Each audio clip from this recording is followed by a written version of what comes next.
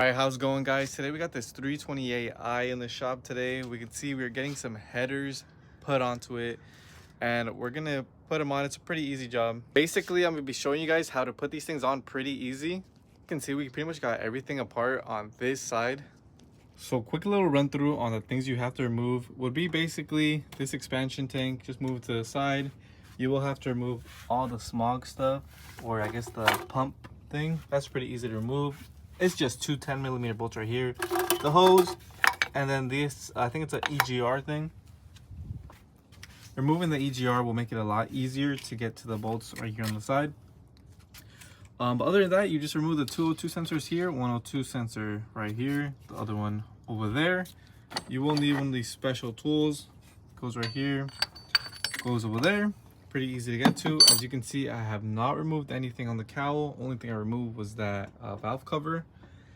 And once you do that, you'll pretty much have a bunch of free space. I took these things off, was using a 1/4 inch set.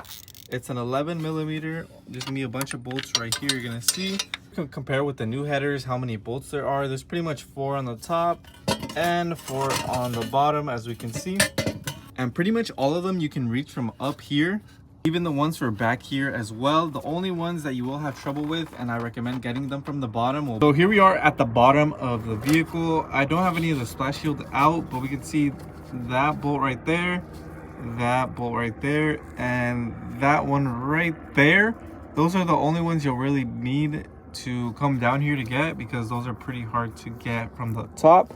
You could also possibly get that one right there, but that's at least how I did it. Only these 3 right here, like on the L, are the ones that needed assistance from under here to get off.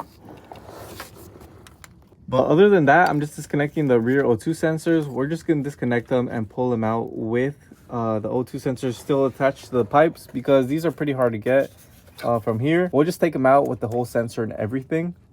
But yeah, that's pretty much it to remove these things. It's pretty easy. I'm just gonna remove the flanges at the back. But like I said, you will need a 1/4 inch. It's what made it so helpful for me.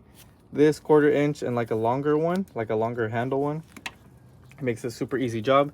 Don't try using a 3/8. Like this would be the 3/8 right here. It's a bit thicker. So as we can see, I took off the cats. No more cats inside the car. You can see there are the cats right there. There's also a dog. But anyways, came out pretty easy. Just had to loosen up this exhaust just a tad bit from there's a bolt that goes here and a bolt that holds in that brace right there as well in the middle. Once you do that, it gives you enough wiggle room right here to just pull out the cats, and you just kind of have finesse it a little bit, but for the most part everything just comes out through here. We can see splash shield is still on. We did not have to lift up the engine or anything. So yeah, now we're gonna put on the headers, transfer over the O2 sensors, and put them onto the new headers and go from there. All right, so I pretty much transferred over all the O2 sensors, this one and that one, and we also put brand new gaskets right here. Do not use the ones that come with it. These things suck. These are like flange gaskets. OEM ones are like this. We can see the OEM ones came right here. So I would definitely suggest getting your own separate gaskets that look like this. Do not use these. Only ones you can use are these right here for the flange, which go right there.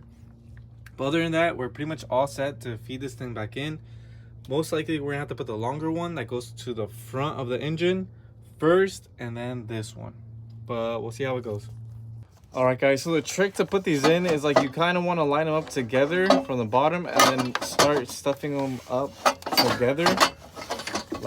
All right, headers are pretty much inside now. We got them installed. Only thing is fitment was a little the eBay headers. Fitment right here is kind of, you know, not so good. Hardware is all right. The one thing where it doesn't fit and it might start making noise is right there on the motor mount. You can see I tried to smash this thing down as much as I could and I couldn't go anymore. But so far right here, that's the only issue I ran into, where the fitment is just not it. But it's rubbing ever so slightly. Other than that, all the other hardware and everything went on perfectly fine. The front, I feel like, was the easiest. This rear one, it was a bit more of a pain. But like I said, fitment is all right. It is eBay.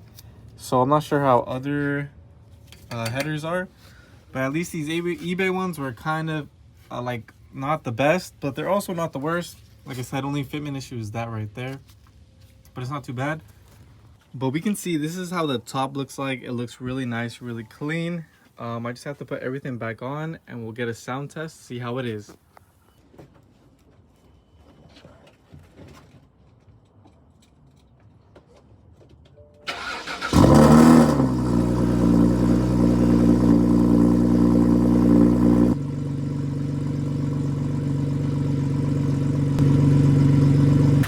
Alright, so the headers are in, we can see them. If you take a close look, you can see them, and they're kind of hard to see because you know it's a BMW, everything's hidden.